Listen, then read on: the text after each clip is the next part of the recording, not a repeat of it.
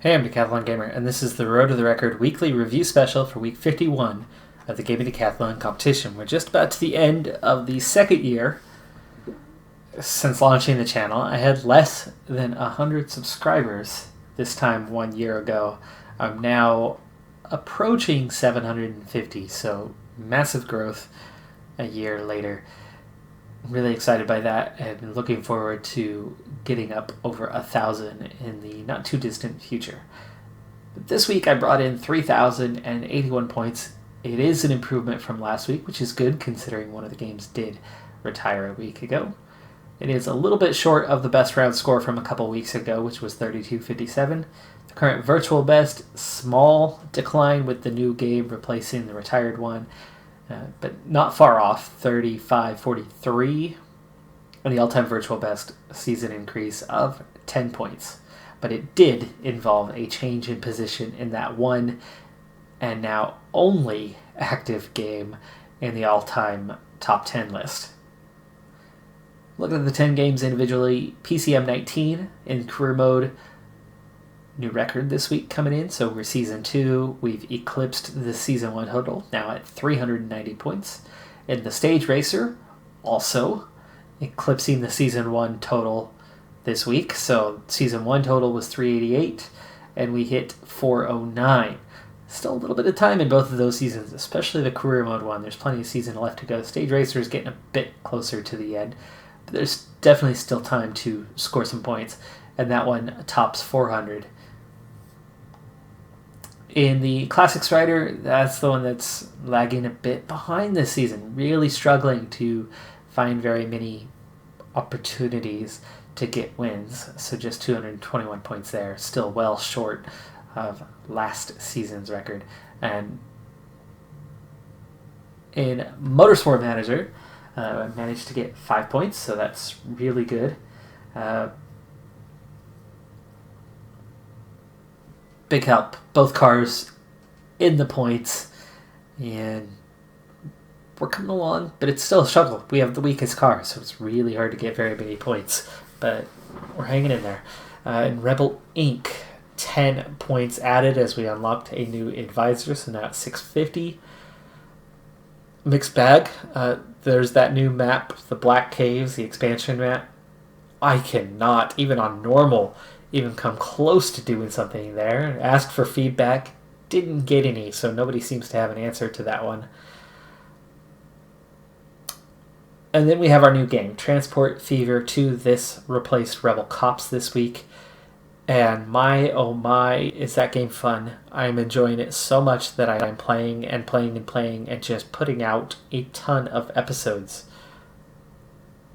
It just came out, but I'm already 11 episodes in by the end of the week, and more recorded beyond that, and I can't wait to sit down and record some more.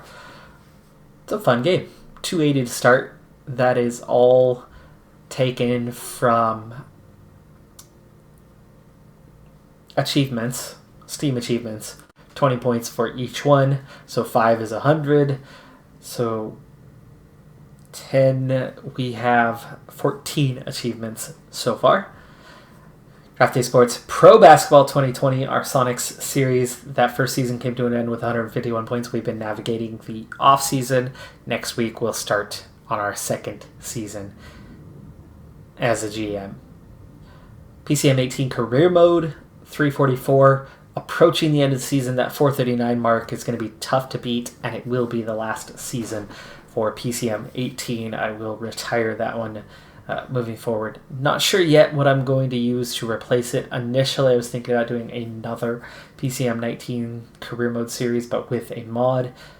I'm not so sure about it. For one thing, I've already got 3 games active, and a lot of the viewers, yes, you might be here for one of those PCM series.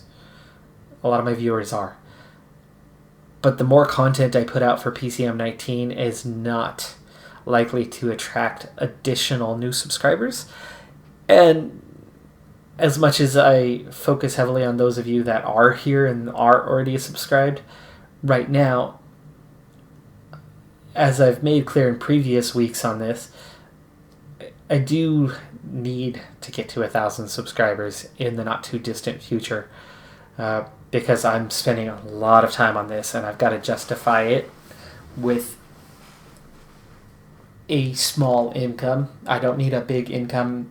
This doesn't need to be my job. I'm fine with it being a hobby, but I've got to offset the costs a little bit long-term strategy-wise to justify the time that I put in for this, because I've been short on time a lot recently. I've been very busy.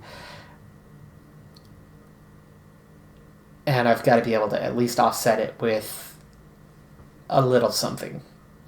And that's going to require me reaching 1,000 subscribers. And then I would have a little something. Coming back from 2 years of a lot of time and effort. Which I love it, and I enjoy it, and I'm happy to continue doing it. But just a little bit back in return is all I ask, all I need. Where were we? Let's see. Automation Empire. So, again, anyway, I don't know yet what's going to fill that void. And I think there's only going to be maybe a few more weeks. So, something January-wise to fill that void. I know Mountain Blade's coming, but that's not coming till, like, March. So, probably not that one. I don't think we're going to last that long in that series. And I'm sure by March, something else will be ready to be retired. So I'll have to find something in the near future that's coming out, because Transport Fever was kind of the only one on my radar for a while, but I've already randomly picked up a couple others that have done well, including Automation Empire, now at 165 points. That's a fun little game. I don't know how long that series is going to last, though, because there's only so much depth to the game. Kind of once you've done it, you've done it. I don't know if there's a lot more you want to do. I set aside a lot of points for unlocking maps, but I don't think the playthrough changes at all by switching to a new map. It's probably going to be exactly the same, and beating it once is beating it, and then the maps are just like cosmetic. Alright, well, anyway, we'll see.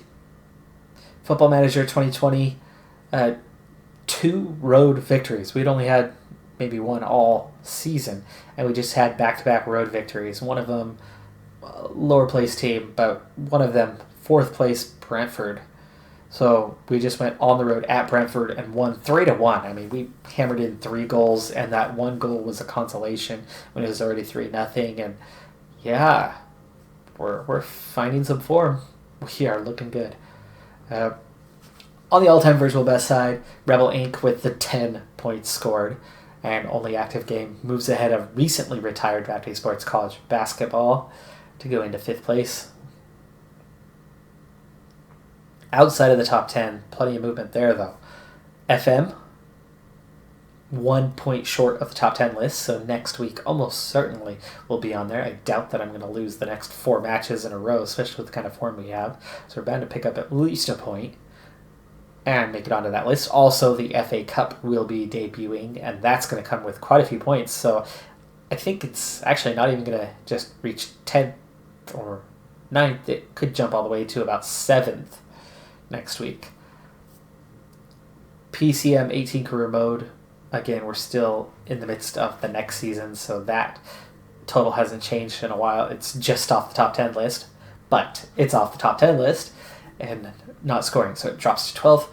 And now in 13th, moving up 2 or 3 spots and joining the list, also replacing where Rebel Cops was, but actually already above it with the new score this week, is the PCM 19 Stage Racer at 409. So now the whole list I'm looking at, active and the actual top 10 itself, all of them are above 400, which is a nice mark because, 40% of game mastery is good.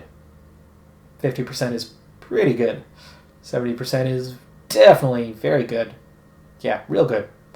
And then it's where you get to about 80, 90% of mastery where you're going, yeah, we just about got this. And only one game is in that 900 plus range.